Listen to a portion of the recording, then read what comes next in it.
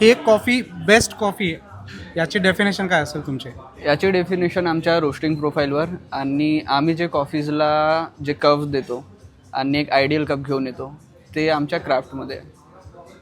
Okay, म्हणजे आता मी कॉफीचा जास्त डिटेल्स मला माहिती नाही आहेत. तर मला जर समजायचं असेल की कोणती बेस्ट कॉफी आहे तर ती आयडेंटिफाय करण्यासाठी काय गोष्टी असतात? सो कॉफीजमध्ये काय असतो की कॉफीजमध्ये आधी जे कल्चर सुरू झालं होतं त्या कल्चरमध्ये असं होतं की लोक फक्त ब्लॅक कॉफी प्यायचे आणि त्याच्यामध्ये पण त्यांना असं होतं की त्यांना एकदम बोल्ड कॉफी हवी होती. आफ्टर दॅट खूप सारे ब्रँड्स आले ज्यांनी त्याच्यामध्ये फ्लेवर्स इन्क्लूड केले. बट आम्ही आता असे कॉफीज घेऊन आलो की ज्याच्यामध्ये आम्हाला सिरप्स किंवा असे काही प्रिझर्वेटिव्ह टाकायची गरज नाही ते पडत. त्याच्यामध्ये आम्ही इन नॅचरली आमच्या फार्मर्सला आमच्या थ्रू की आम्हाला काय कॉफीज हव्या आहेत ते आम्ही त्यांना सांगतो प्रोसेसिंगमध्ये.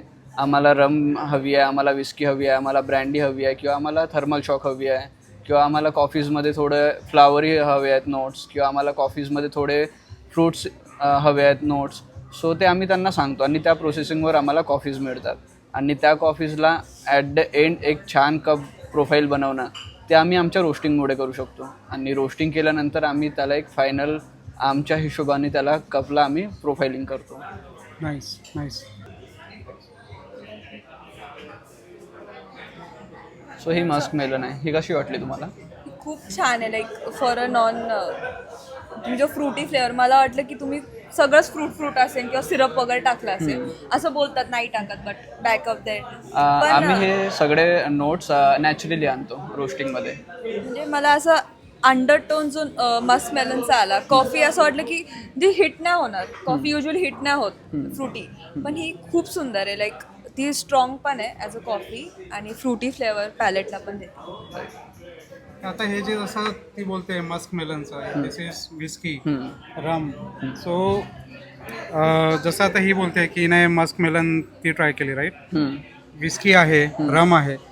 तुम्ही जसं बोलताय की तुम्ही फार्मर्सला सांगतात की कोणता फ्लेवर पाहिजे, तर एक्झॅक्टली नेमकी काय होतं? सो मी तुम्हाला एक प्रोसेस सांगून देतो. जी हे विस्की फ्लेवर असते त्याच्यामध्ये काय असते की ग्रीन बीन्स घेतात कॉफीजची आणि त्या ग्रीन बीन्सना फार्मर्स 90 days to 120 daysसाठी बॅरल्समध्ये एज करायला ठेवतात. बॅरल्स ते असतात ज्याच्यामधून अल्कोहोल निघून जातं आणि जस्ट ते बॅरल्स असतात खाली एम्प्टी बॅरल्स. त्याच्यामधला अरोमा आणि ते ज्याच्यातले फ्लेवर्स असतात ते कॉफीज घेऊन घेतात आणि आफ्टर दॅट सगळी प्रोसेस मग आम्हाला रोस्टिंगमध्ये करायला लागते की आम्हाला एक्झॅक्टली काय फ्लेवर्स घेऊन यायचे आहेत कॉफीजमध्ये.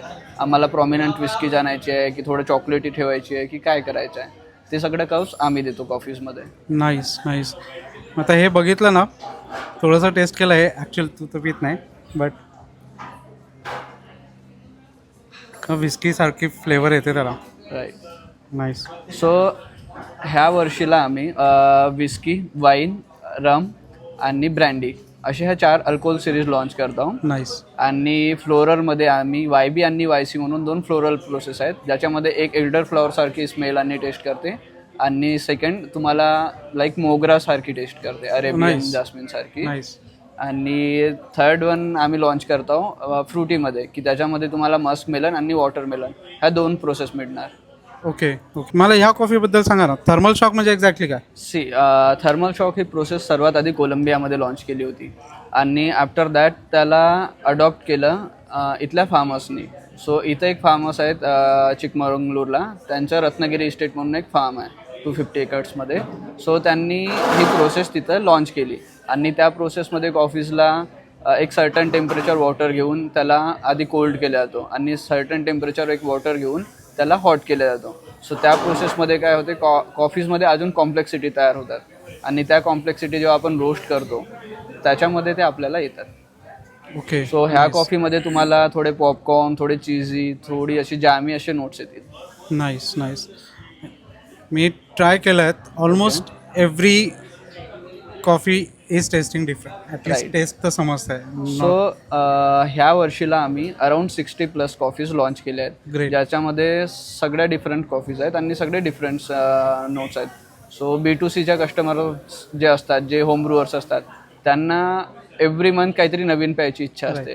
दॅट्स वाय आम्ही सगळे नवीन लॉट्स रेडी केले आहेत. नाईस.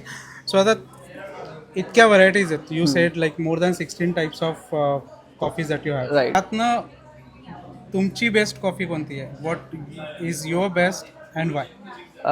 माझी सर्वात फेवरेबल कॉफी आहे थर्मल शॉक आणि dark room. And Y? Because तिच्यामध्ये कॉम्प्लेक्सिटी खूप छान आहे आणि तिची ओव्हरऑल जेव्हा आपण कॉफी पितो त्याच्यामध्ये आपल्याला एक सिरपी आणि एक ज्युसी बॉडी येते. सो जे कॉफी आपण खूपदा पितो, मोस्ट ऑफ द आपण जेव्हा चिपर कॉफीज पितो त्याच्यामध्ये काय होतं की आपला पूर्ण माउथ ड्राय होऊन जातो आणि एकदम आपल्याला ॲसिडिटी हिट करायला लागते. सो ह्या जे कॉफीज आम्ही रोस्ट केल्या आहेत त्या आमच्या प्रोफायलिंगवर केल्या आहेत आणि ते सगळ्या प्रोफायलिंग आम्ही मॅन्युअली सेट केल्या आहेत. त्याच्यामुळे थर्मल शॉक आणि जी डार्क रूम आमच्या 2 कॉफीज आहेत ते खूप छान आणि कॉम्प्लेक्स कॉफी आहेत. ज्यांना थोडे ज्युसी सिरपी अशा कॉफीज प्यायची इच्छा आहे त्यांच्यासाठी. Nice nice. आम्ही जस्ट ट्रायल म्हणून म्हणजे आम्हाला कॉफी प्यायची आहे बनवून म्हणून आम्ही जस्ट प्लेस सुरू केलं होतं. आफ्टर दॅट आम्हाला थोडं अजून क्युरियोसिटी वाढायला लागली की कॉफीजबद्दल असते काय काय नाही. तर आम्ही पूर्ण क्वालिटीवर वर्क करायला पाहिजे, क्वांटिटीवर वर्क करायला पाहिजे, ह्या सगळ्या गोष्टीची स्टडी करत गेलो आणि आफ्टर दॅट आम्ही हा जो आमचाच लोकेशन होता ह्या लोकेशनवर आम्ही सगळं सुरू केलं आणि आम्ही सगळे इक्विपमेंट्स पण असे घेतले की जे आम्हाला इथून अपग्रेड करतील सगळ्या गोष्टींसाठी. Nice nice. फॉरेस्ट फार्मरच का? फॉरेस्ट फार्मर का? बिकॉज जे आमचे ओनर आहेत ते थोडे रिलेटेड करतात त्यांना फार्मर्स थ्रू, की त्यांना खूप असं म्हणजे मन जुळतं त्यांचं फार्मर्ससोबत, की त्यांना असं काहीतरी होतं की मी माझ्या इंडियामधल्या कॉफीज इतक्या छान आहेत. सो त्या इस्टेटमधल्या कॉफीज ऑल ओव्हर वर्ल्डमध्ये कोणी रिप्रेझेंट नाही करत. सो त्यांचं मोटिव्ह हे होतं की मी माझ्या इंडियामधल्या कॉफीज ज्या आहेत फार्मर्सकडनं घेऊन मी त्यांना एक छान प्रकारे रोस्टिंग वगैरे करून छान प्रोफायलिंग मार्केटिंग करून त्यांना एक इंटरनॅशनल लेवलवर त्यांना घेऊन जायचं होतं. Very nice thought. नाईस.